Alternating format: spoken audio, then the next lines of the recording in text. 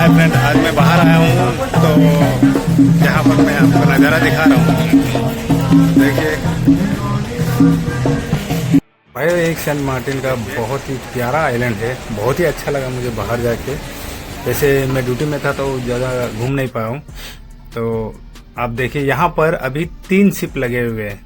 एक 2 एमएससी के और एक वर्जिन के और एक कार्निवेल की।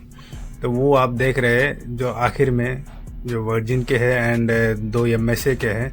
एंड एमएससी की शिप बहुत ही बड़ी है। एमएससी मतलब वो बहुत ही बड़ी कंपनी है, अपने आप में ही वो एक बहुत बड़ी कंपनी है। यहाँ पर देख सकते हो हमेशा म्यूजिक चलता रहता है, लोग आते हैं, टूरिस्ट लोग यहाँ पर बहुत ही मज़े करते हैं यहाँ पर। बाकी का वीडियो में ऊपर जाके मतलब जो हमारे अपर फ्लोर है वहाँ पर जाके मैं दिखाऊंगा, ताकि आप लोग को व्यू बहुत ही सुंदर लगेगा। बहुत ही अच्छा नज़ारा है। एंड दोस्तों, जैसे कि मैंने कहा था कि इस बार मैं वीडियो बनाऊंगा जो कि सिक्योरिटी रिलेटेड क्या क्या क्वेश्चन पूछे जा सकते हैं, तो मैक्सिमम मैं कवर कर रहा हूँ।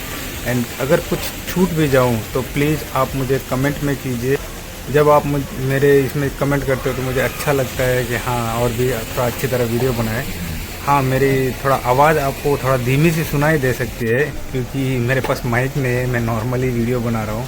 तो मैंने अमेज़न से ऑर्डर भी किया हुआ है, वो आने के बाद आपको शायद मेरी आवाज़ ठीक से सुनाई दे।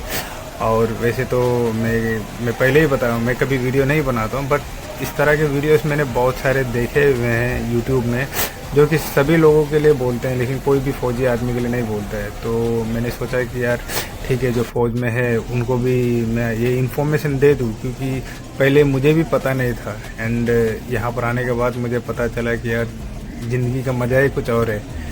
तो अभी हम अपना टॉपिक शुरू करते हैं कि सिक्योरिटी में हमें क्या क्या सवाल पूछे जा सकते हैं। ओके, तो तब तक के लिए नमस्ते दोस्तों, जय हिंद दोस्तों।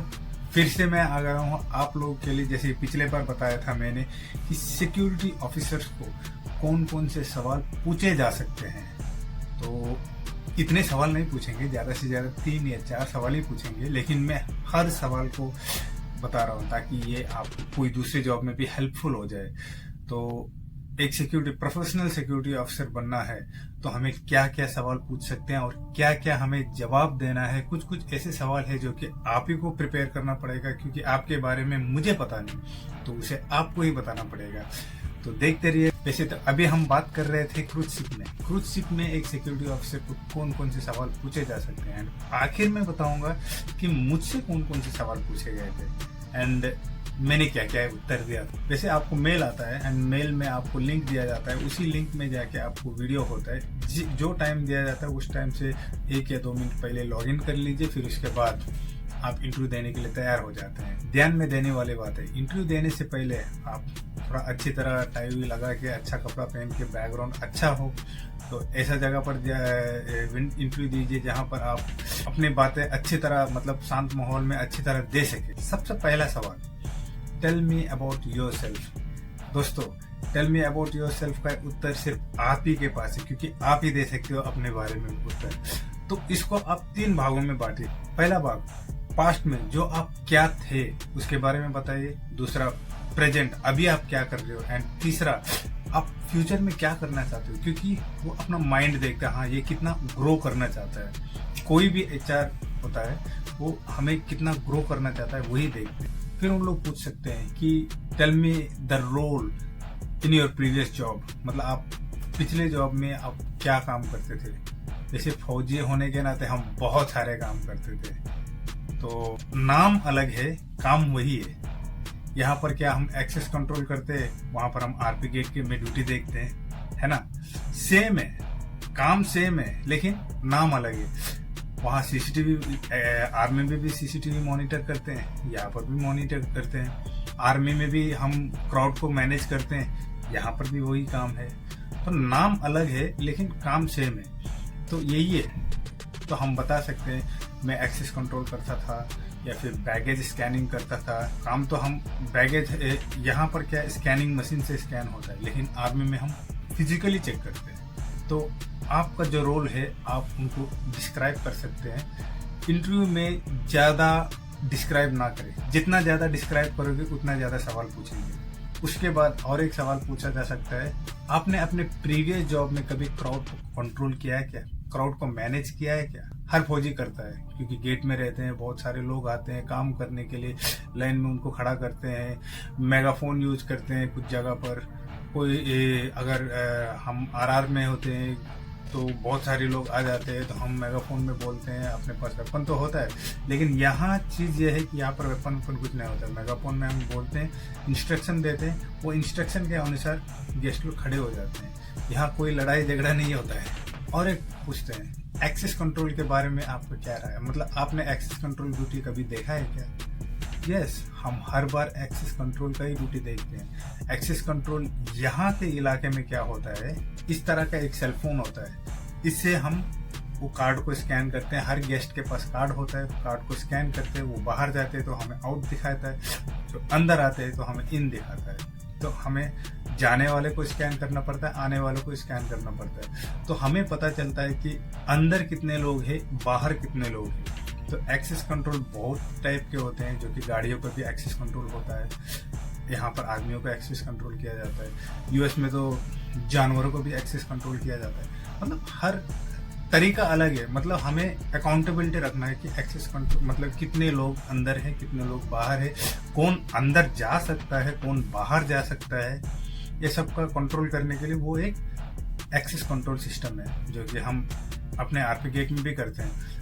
कोई अनऑथराइज पर्सन आ गया, हम तो भेजते हैं अपने एसएम को, उसको फ़ोन करते हैं, पूछते हैं। ये बहुत ही इंपॉर्टेंट क्वेश्चन है, ये सभी को पूछते हैं। How many types of fire? Fire के बारे में हमें पता है, हमारे यहाँ पर फायर फाइटिंग ड्रिल होती है, तो कितने प्रकार के फायर होते हैं और उसमें कौन कौन से टाइप के फायर को हम किस किस तरीके से एक्सटिंग्विश कर सकते हैं।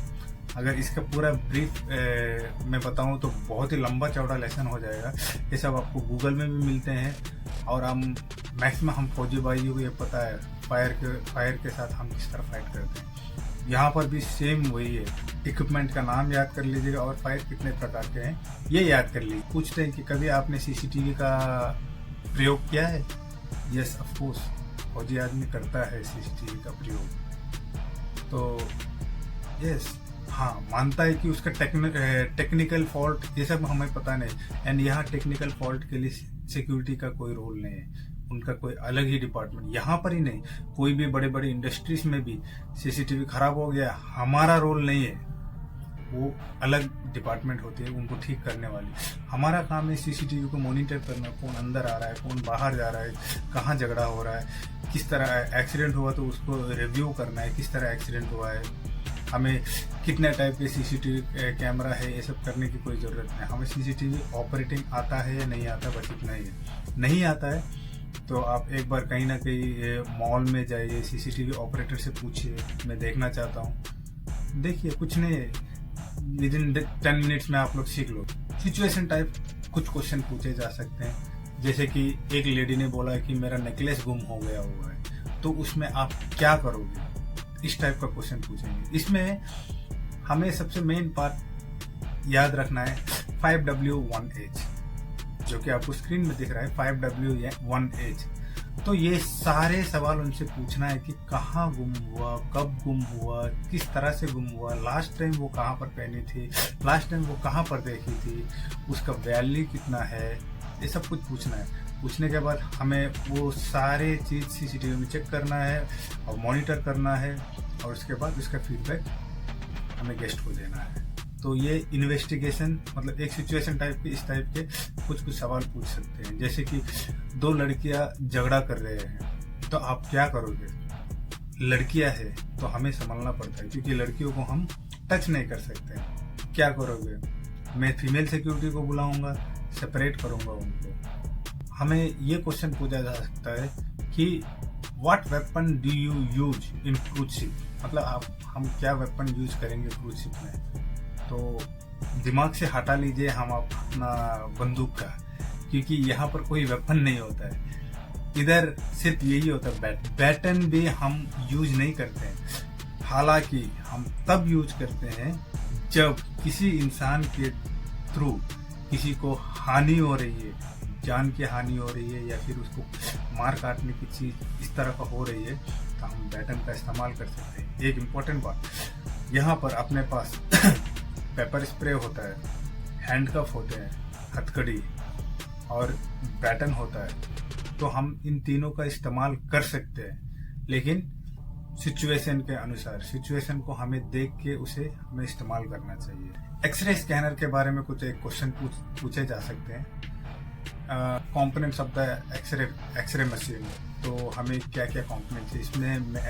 बेसिकली एक डिस्प्ले होता है, दूसरा एक कंट्रोल पैनल होता है, तीसरा एक एक्सरे स्कैनर होता है, चौथा कर्टन लीड्स होते हैं एंड पांचवा एक रनिंग बेल्ट होता है। तो इतने ही कंपोनेंट्स होते हैं। एंड और एक सवाल पूछे जा सकते हैं, इन केस ऑफ इमरजेंसी, अगर आपको एक्सरे स्कैन करते समय कुछ इलीगल चीज दिख गया तो आप क्या करोगे, ये सवाल पूछ सकते हैं। तो उसके लिए हमें बताना पड़ेगा कि उसमें इमरजेंसी स्टॉप बटन होता है। इमरजेंसी स्टॉप बटन पर दबा देना है, उनको बताना है कि excuse me sir, can you wait for why, मतलब आप थोड़ी देर इंतजार कर सकते हो करके आप अपने सुपरवाइजर को कॉल करेंगे, सुपरवाइजर आएगा, वहाँ से वो इलीगल आइटम निकालेगा और अपने अंदर कॉन्फिस्केट करेगा। ये भी सवाल पूछे जा सकते हैं कि वॉक थ्रू मेटल डिटेक्टर जो ये है, वॉक थ्रू मेटल डिटेक्टर से कोई गुजर रहा है और वो walk through metal detector beef कर रहा है, तो आपका सेकेंडरी काम क्या होगा। तो हमारे पास ये हैंड वाइंड होता है, ये हैंड वाइंड से हम उसे स्कैन करेंगे। पूछे जा सकते हैं, आप गैंगवे ऑपरेटिंग कभी किया है क्या। देखिए, गैंगवे वो इलाका होता है, वो जगह होता है जहाँ से गेस्ट या टीम मेंबर अंदर से बाहर जाते हैं और बाहर से अंदर आते हैं, मतलब शिप के अंदर से शिप के बाहर जाते हैं, शिप के बाहर से शिप के अंदर। आप हॉलवे में पेट्रोल कर रहे हो और एक गेस्ट जो शराब पी के हॉलवे में पड़ा हुआ है, तो आप क्या करोगे। सबसे पहले तो उनको चेक करेंगे कि हाँ वो ठीक ठाक है या नहीं है, उसकी सांसें चल रही है कि नहीं है। फिर उसके बाद उसके पास हमेशा आईडी रहता है, कार्ड रहता है रूम के अंदर जाने वाला, तो उस कार्ड को चेक करेंगे, उसका कैबिन नंबर देखेंगे और उसको उठाएंगे। अगर वो चल पा रहा है तो उसको उठा कर लेके जाएंगे, नहीं चल पा रहा है तो हम व्हील चेयर असिस्टेंट को बुलाएंगे, व्हील चेयर में बिठा के लेके जाएंगे और उसके जो भी फैमिली मेम्बर्स हैं उनको इन्फॉर्म करेंगे, मेडिकल डिपार्टमेंट को इन्फॉर्म करेंगे और कोई भी उनको बताएंगे कि कोई भी इमरजेंसी सिचुएशन है तो आप इस नंबर में कांटेक्ट कीजिए, हम आपकी सेवा के लिए हाजिर होते हैं। ये फौजियों को ये सवाल जरूर पूछता है कि आईईडी के कौन कौन से कंपोनेंट्स होते हैं करके। तो आईईडी के कंपोनेंट्स के बारे में आपको पता होना चाहिए। और सिविलियन को ये क्वेश्चन नहीं पूछता क्योंकि उनको उतना पता नहीं होता है। तो अभी मैं बताता हूँ कि मेरे टाइम पे मुझे कौन कौन से सवाल पूछे गए थे। देखिए, मैं फौजी हूँ तो मुझे फौजी रिलेटेड ही क्वेश्चन पूछे, बाकी कुछ नहीं पूछा है। पहली बात तो टेल मी अबाउट योरसेल्फ, आपके बारे में बताइए, आपका प्रीवियस जॉब में क्या रोल था वो बताइए। फिर इसके बाद उसने पूछा कि आपने कभी क्राउड को मैनेज किया है। जी हाँ, मैंने मैनेज किया। आपने एक्सरे का स्कैनिंग कभी किया है। हाँ, मैंने किया है, क्योंकि हम आरआर में थे उस टाइम में, स्कैनिंग मशीन वहाँ पर था, कहाँ पर, ट्रेंसिस कैंप में, तो हमने यूज किया है। हालांकि मेरे पास सर्टिफिकेट नहीं है बट मैं यूज किया हूँ। देन फिर पूछे आप एक सिचुएशन दिया था, फिर एक सिचुएशन दिया था कि इस तरह गेस्ट आए, आपको बता रहे हैं उसका बच्चा गुम हो गया हुआ है, तो आप क्या करोगे। जो उसका उत्तर मैंने प्रीवियस वीडियो में आपको दे चुका हूँ। ये 4 ही क्वेश्चन पूछा था। और जब दूसरा इंटरव्यू हुआ था मेरा न्यूयॉर्क से, उसमें मुझे सेम क्वेश्चन, क्या उसमें सिचुएशन अलग था, 2 लड़कियां फाइट कर रही है, तो आप क्या करोगे। तो ये इसका भी उत्तर मैंने प्रीवियस वीडियो में दे दिया है। आप दोनों फाइट कर रहे हैं तो आप वेपन यूज नहीं करोगे क्या। नो सर, हम तो वेपन यूज नहीं करते हैं यहाँ पर, क्योंकि यहाँ पर हमें वेपन अलाउड नहीं है। जैसे हमारे पास बैटन है, बट बैटन में तभी यूज कर पाऊंगा जब तक एक से दूसरे की कोई हानि ना हो। आईडी के कितने कंपोनेंट्स है ये तो हम सभी फौजी भाइयों को पता है। आईडी के 5 कंपोनेंट्स होते हैं, तो हमने बता दिया था। उन लोग ये क्वेश्चन पूछा जा सकता है कि आप क्रूज शिप में ज्वाइन क्यों होना चाहते हैं। मेरे हिसाब से, मुझे तो ये सवाल नहीं पूछा था, बहुत सारे लोगों को पूछते हैं, क्योंकि मेरे बहुत सारे कॉलेज हैं जो उनसे पूछे गए थे ये सवाल अलग अलग लोगों। लेकिन मैं ये प्रिपेयर करके रखा था।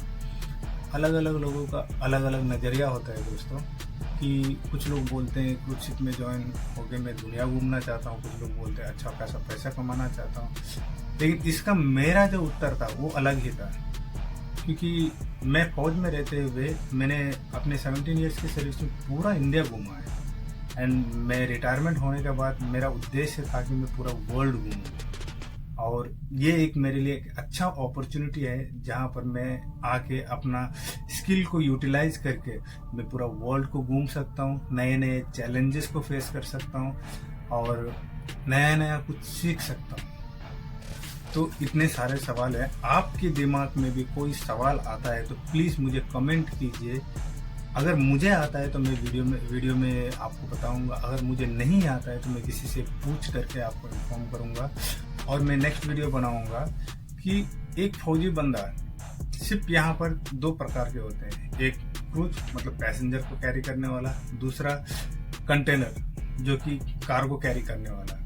तो कंटेनर शिप में किस तरह ज्वाइन हो सकता है फौजी, क्रूज शिप में किस तरह ज्वाइन हो सकता है फौजी। क्रूज शिप में ज्वाइनिंग लेट होता है, तकरीबन 6 महीने से 1 साल तक लग जाता है, लेकिन कंटेनर शिप में ज्वाइनिंग 1 महीने में हो जाता है। ये मैं नेक्स्ट वीडियो में बताऊंगा। मिलते हैं नेक्स्ट वीडियो में। थोड़ा मेरा वीडियो लेटली आ रहा होगा क्योंकि यहाँ पर नेटवर्क का थोड़ा इशू है, फिर भी मैं हफ्ते में 1 या 2 वीडियो तो डालता ही रहूँगा। तो मेरे वीडियो को देखिए और स्पेशली ज़्यादा से ज़्यादा अपने फौजी भाइयों से शेयर कीजिए। हमें पता नहीं किसको मन आ जाए यहाँ पर आने का, किसका इस तरह ख्वाहिश हो जाता है। तो चलो दोस्तों, मैं आपको मिलता हूँ फिर नेक्स्ट वीडियो में कंटेनर शिप और क्रूज शिप का ज्वाइनिंग के बारे में बताऊंगा। तो तब तक के लिए जय हिंद दोस्तों, अपना ख्याल रखिएगा।